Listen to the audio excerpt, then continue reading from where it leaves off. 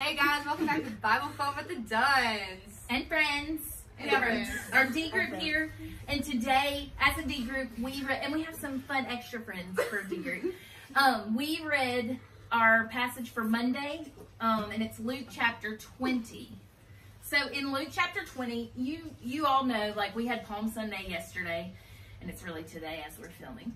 But we're preparing this week to celebrate Holy Week. And I don't know if celebrate is the right word, but to observe what God has done for us in our relationship with Him, what He's done for all mankind. And so as we read through Luke each day, it's important for us to kind of take this in and take these stories and take what Jesus did, even back when this was written, to take it personally in our own lives, because He came to save each and every one of us. And that's really important for us to remember and to be thankful for as we celebrate this week. In chapter 20, basically what's going on is we see all these examples of the religious groups of people. We see Pharisees, we see Sadducees, we see scribes, we see hypocrites abounding. And what we see is they're trying to maintain control, because what we see in their religious circles, what they're really liking is themselves. What they're really seeming to worship is themselves. What they're worried about is maintaining this idea of control that they have. And what they see in Jesus is this man who's creating a huge following, because turns out He is the Son of God, the Messiah, whether they recognize that or not. And He's done these amazing, miraculous things to prove over and over again, even though He didn't have to.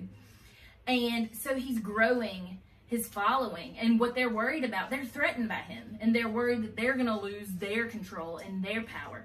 And so we see this dance all the way up until Jesus' arrest. Jax, what's the spoiler for the end of this week? He dies. Yeah, but then something else happens. Oh, he comes back to life. This was earth-shattering in our D group tonight. And so what we're going to see up until His arrest is the religious people, they're trying to catch Jesus. They're trying to form a trap. And the thing is, He is the Son of God. He can read minds. He knows hearts. And He's not stupid. He's the wisest one of all. He's wisdom incarnate. And so we get to see Jesus in these relationships with all these different kinds of people. And it allows us to kind of look at ourselves and the things that we think are gross and icky about the religious people. Maybe apply to my own life and be like, I don't want to be like those gross religious people who are worried about law, following the laws more than they're worried about loving this God. They're so worried about these things, they're missing the Messiah that's in their very midst. So we've all discussed for quite a while now, and some of us have some takeaways. Who would like to share? And don't chicken out, y'all. Okay, thank you, Caroline. Jesus was not into people pleasing. That's right. We were talking about in that first section, I think verses 1 through 8. They're trying to trap Jesus. And they're asking Jesus, what they ask Him? Oh, remember He just cleansed the temple at the end of chapter 19, if y'all read that Friday. He had just cleansed the temple, and they're like, by the way, dude, what authority are you doing all these things? By whose authority? Like, who put you in charge? Who made you the boss? Well, Jesus could have responded in lots of different ways, but we're interested in the way that He responds. And He asked them a question that has to do with John and has to do with their beliefs. And Jesus was not concerned about answering their question. He was not concerned about what they thought.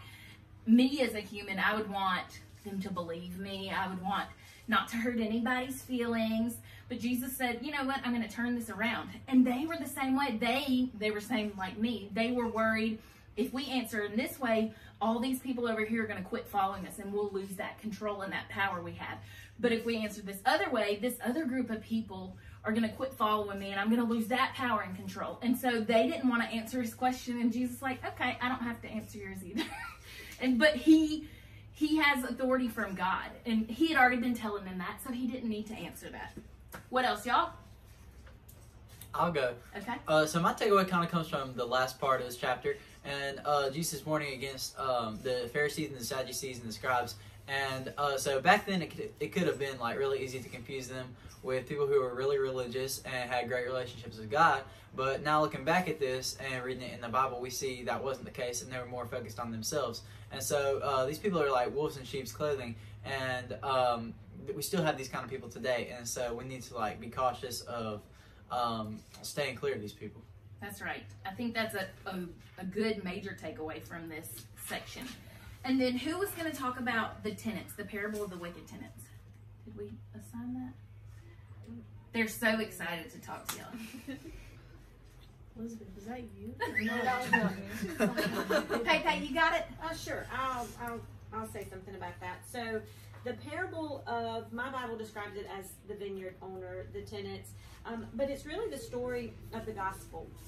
And we spent in-depth conversation of how the Lord has sent all these different peoples, these prophets, these judges, people after people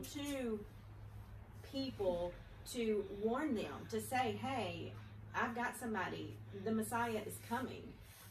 And ultimately what they did, it says in verse 17, the stone that the builders rejected has become the cornerstone. So there were so many people, these people that we're talking about, they chose not to believe who Jesus says that he was. And ultimately when we reject Jesus, everything depends on, when you're building something, so as we are building our lives around Jesus, everything depends on that cornerstone. If that cornerstone or stones aren't in place, in perfect position, nothing else is going to be right. And it's a weak foundation at that point. And so I think that's the perfect way to end this chapter.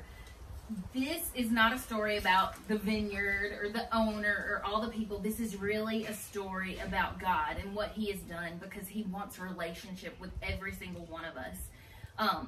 He sent prophets to say, hey, y'all are turning away from God. He sent judges to say, hey, you don't forget God. He had priests in place. He had scribes. He had all these people. And he even sent his son. And yet some of us are blind to it. Some of us still choose to reject that.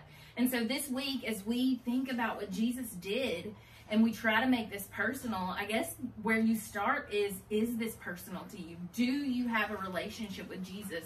Have you seen past the lies of the enemy? Have you seen clearly what Jesus has done, what God has done by sending his son? And do you have this personal relationship with him? All right, friends, thank you for joining us today. We're excited to spend this week together in the book of Luke. And don't forget, it is a holy week. It is a special week. We love y'all. See ya. Bye. Bye. Yeah.